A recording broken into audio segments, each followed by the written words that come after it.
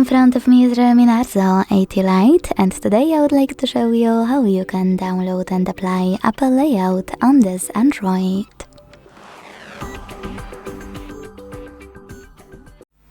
Begin by opening Play Store and downloading free app called LauncherOS from Launcher Studio.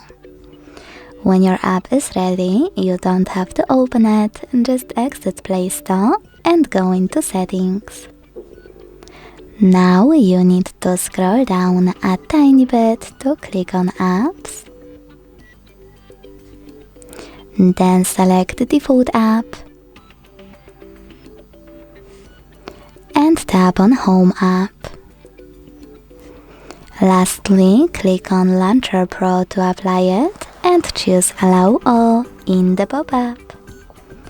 As you can see, after a couple of seconds, my launcher was successfully applied.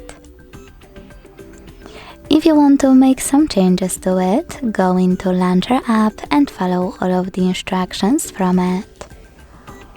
If you wish to go back to your default launcher, go back to Devices Settings and apply a quick step by clicking on it.